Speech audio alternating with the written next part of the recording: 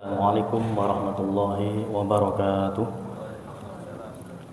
Bismillah, alhamdulillah, wassalatu wassalamu ala rasulillah Sayyidina wa maulana Muhammad ibn Abdullah. Asyhadu an la ilaha illallah wahdahu la syarika lah, wa asyhadu anna Muhammadan abduhu wa rasuluh. Allahumma salli ala Sayyidina Muhammad wa ala ali Sayyidina Muhammad. Subhanaka la ilma lana illa ma 'allamtana innaka antal alimul hakim. Ma'asyiral muslimin rahimakumullah. Beliau Imam As-Suyuti. Imam As-Suyuti ini adalah seorang ulama besar dari kalangan pembesar madhab Syafi'i.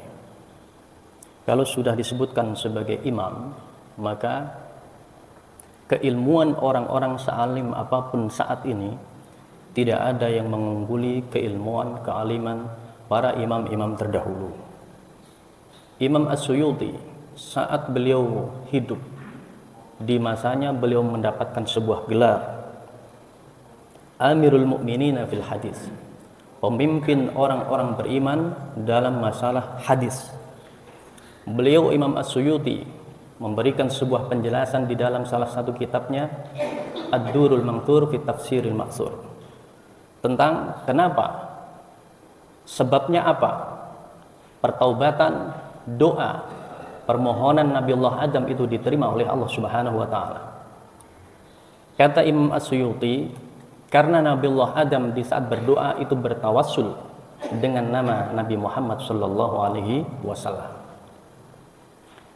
Ma'asyiral muslimin rahimakumullah.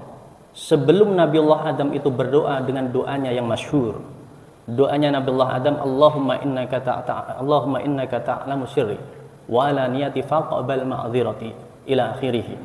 Beliau itu bertawassul, mohon kepada Allah dengan mengucapkan, ya Allah, apabila saya memohon kepadamu dengan nama Nabi Muhammad, apakah engkau akan mengampuni kesalahanku? Kata Allah, dari mana engkau tahu nama Muhammad? Kata Nabi Adam, di saat engkau menciptakanku, aku melihat ke arah arsy. Di sana tertulis kalimat La ilaha illallah Muhammadur Rasulullah. Saat Nabiullah Adam diciptakan oleh Allah Subhanahu wa taala, beliau melihat ke arah arsy-Nya Allah, di sana tertulis kalimat La ilaha illallah Muhammadur Rasulullah.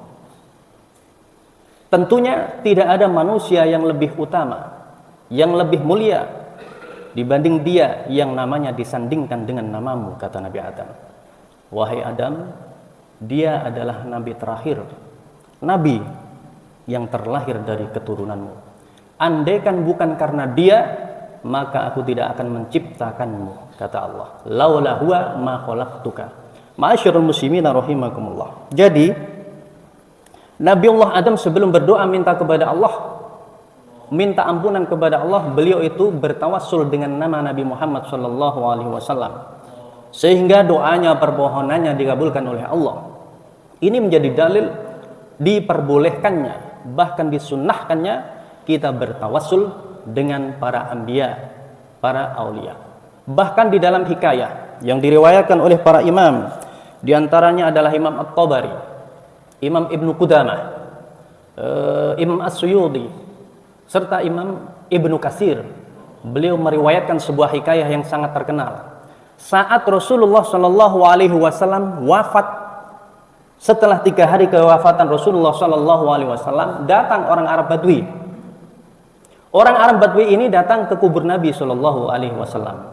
Beliau menangis, menyesali akan perbuatannya, kesalahannya, dosa-dosanya. Dulu di saat Rasulullah Shallallahu alaihi wasallam masih hidup, kalau ada orang yang bermaksiat, durhaka kepada Allah Subhanahu wa taala, langsung datang kepada Rasulullah. Ya Rasulullah, saya telah bermaksiat. Saya bertobat di hadapanmu dan mintakan kepada Allah agar Allah mengampuni dosa-dosa saya. Maka didoakan oleh Rasulullah Sallallahu Alaihi Wasallam dan doanya atau dosa-dosanya diampuni oleh Allah Subhanahu wa taala. Nah, ini ada sebuah hikayah yang diriwayatkan oleh para imam. Imam As-Suyuti, Imam Ibnu Katsir, Imam At-Tabari meriwayatkan sebuah hikayah. Setelah Rasulullah Sallallahu alaihi wasallam wafat, mendapat 3 hari, datang Arab Badui ke makam Rasulullah Sallallahu alaihi wasallam. Di situ dia menangis, minta ampun kepada Allah. Sedih tangisannya.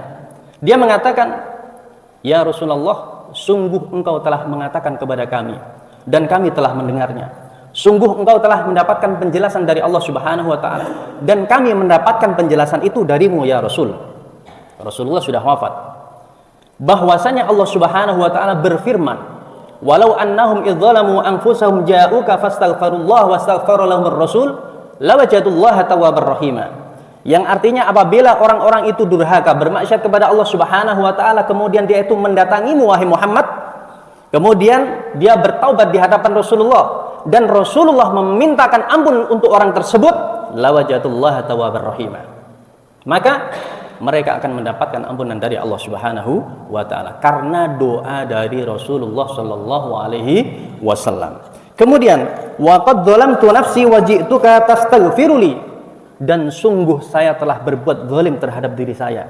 Orang tersebut mengakui dia telah berbuat kemaksiatan dan saya datang kepadamu ya Rasul. Rasulullah sudah wafat.